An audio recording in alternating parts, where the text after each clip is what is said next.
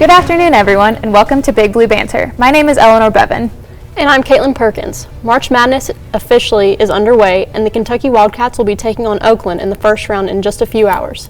The Cats come in as a 3 seed in the South region with another year full of big expectations. Yeah, Caitlin, after not going to the Sweet 16 since the 2017-2018 season, there's been a lot of disappointment from Big Blue Nation. And this year's team's been a lot of fun, but with our luck in the past few seasons, you never know what could happen tonight. Yeah, Eleanor, I think that this team is as talented as anyone out there, but we all know anything can happen in March. With that being said, let's send it over to Nick Carlucci and Joanna Brown as they see what they think about tonight's game. Thanks, Caitlin. Kentucky are 13.5-point favorites tonight, but this is March and anything can happen. The Golden Grizzlies finished the year 23-11 and first in the Horizon Conference, winning their conference tournament. The Cats, on the other hand, finished 23-9, second in the SEC, but losing to Texas A&M in the opening round of the SEC tournament. For Kentucky, Oakland should look out for Antonio Reeves and Rob Dillingham off the bench. That's been a spark this year. Kentucky will have a lot in their hands with Trey Donaldson, who leads the team in all categories except for blocks.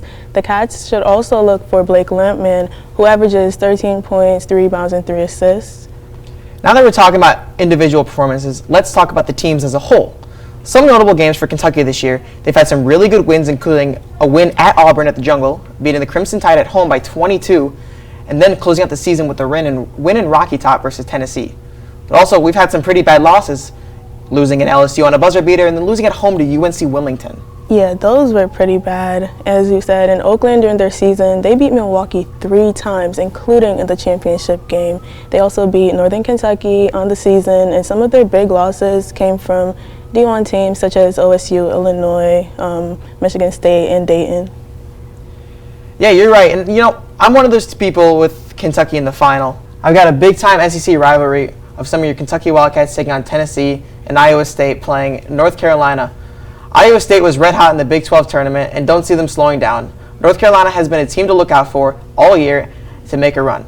They may have lost to NC State in the ACC championship, but I think they're well-rested and a very talented team to make a run. However, my championship is Kentucky versus Iowa State. With Iowa State winning, I think they're the hottest team in basketball, and I see them making a huge run to win it all. I like that Final Four. I do agree with the Iowa State making a deep run, but I have UConn knocking them off in the Elite Eight. My 4 is UConn, Baylor, Creighton, and UK. UConn has been the most solid team all year, both offensively and defensively. They've not lost since February 20th. I think their time will be cut short and they won't go back-to-back. For my South Midwest region, I have Creighton going against Kentucky. Creighton also have had a very consistent year, have been in the top 25 all year, but they have a tendency to drop the ball, and if they did make it past the first round, I can see them in the Final Four, but eventually losing to Kentucky, and in the finals having UConn and Kentucky, with Kentucky going away with the win.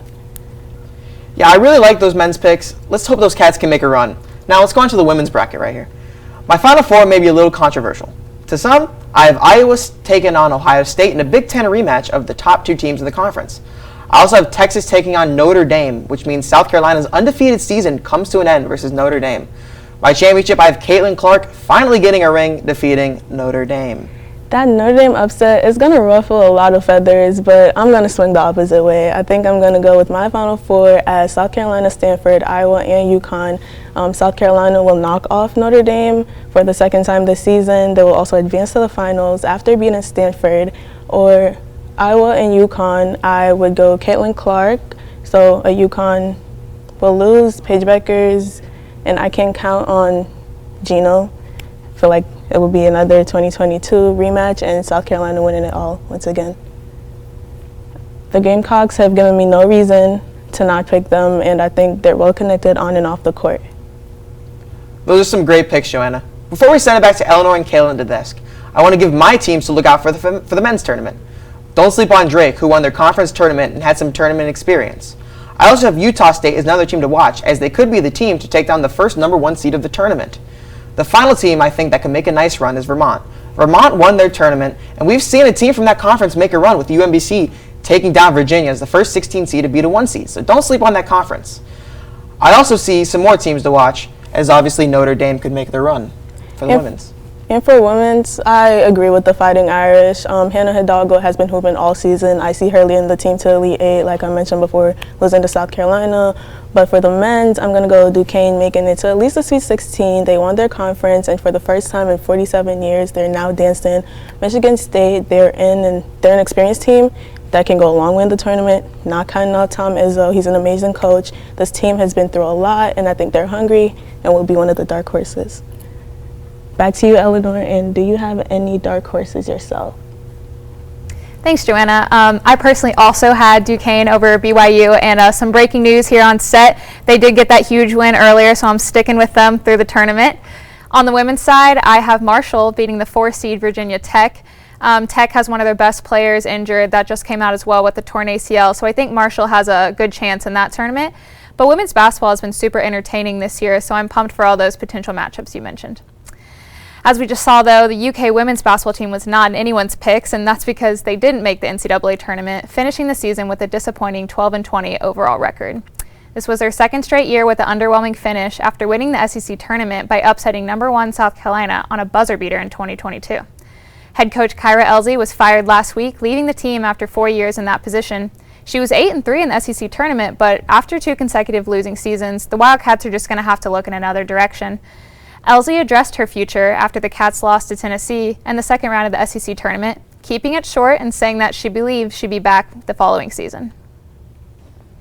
Coach, you said following the South Carolina game that you expected to return next season. Has anything changed since then? No, it hasn't, and I've already addressed that.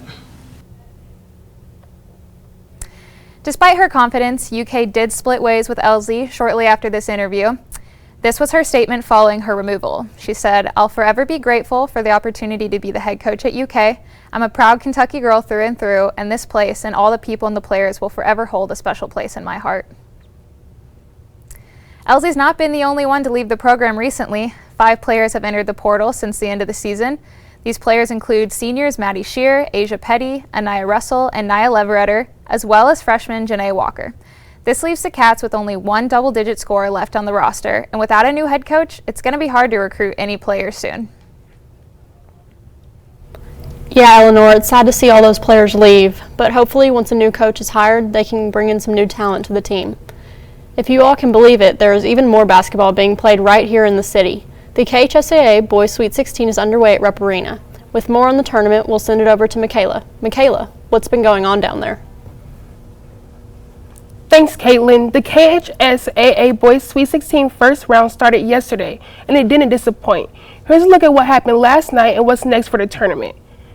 Yesterday, McAfee beat Perry County Central 54-47. Then Great Crossing beat Spencer County 60-48.